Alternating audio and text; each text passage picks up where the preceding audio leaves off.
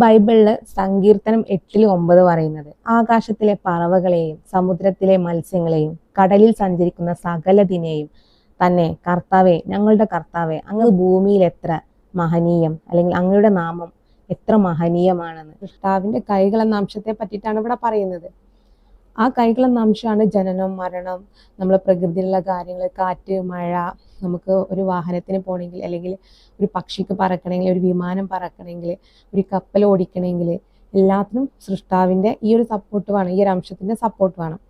അഥവാ ജനനത്തിനായാലും മരണത്തിനായാലും രാവും പകലും മാറി മാറി വരുന്നതിലും എല്ലാത്തിലും സൃഷ്ടാവിൻ്റെ ഈ ഒരു അംശത്തിൻ്റെ സപ്പോർട്ട് വേണം എന്നാണ് പറയുന്നത്. അപ്പോൾ സൃഷ്ടാവിൻ്റെ നാമം അത്ര മഹനീയമാണെന്ന് ബൈബിള് പറയുന്നുണ്ട്. ഈ ഒരു നാമത്തിനാണ് വിശുദ്ധ ഖുർആനിലാവട്ടെ ബൈബിളിലാവട്ടെ അള്ളാഹ് എന്നുള്ള ആ ഒരു പദത്തെ ഇവിടെ പറയുന്നത്, അല്ലെങ്കിൽ ആ ഒരു നാമത്തെയാണ് ഇവിടെ മഹത്വപ്പെടുത്തുന്നത്. ഈ ഒരു നാമം നമ്മുടെ കൈകളിൽ മുദ്രാക്കി വെച്ചിട്ടുണ്ട് എന്ന് ബൈബിളും പറയുന്നുണ്ട്, വിശുദ്ധ ഖുർആനും പറയുന്നുണ്ട്. ഈ നാമം കൈകളിലുള്ളത് കൊണ്ടാണ് പല തെറ്റും നമ്മളോട് ഉപേക്ഷിക്കാൻ പറയുന്നത്. അഥവാ സത്യം ചെയ്ത് അത് പാലിക്കണം, കള്ളസത്യം ചെയ്യാൻ പാടില്ല, കളവ് ചെയ്യാൻ പാടില്ല, വ്യഭിചരിക്കാൻ പാടില്ല, കൊലപാതകം ചെയ്യാൻ പാടില്ല, എല്ലാം ഈ കൈകളിൽ നമ്മൾ ചെയ്യാൻ പാടില്ല എന്ന് പറയുന്നത്. അപ്പോൾ ഈ ഒരു കാര്യം തന്നെയാണ് മൂസാ നബിക്ക് അള്ളാഹു കൊടുത്ത കൽപ്പനകളും ഇതുമായി ബന്ധപ്പെട്ട കാര്യം തന്നെയാണ്.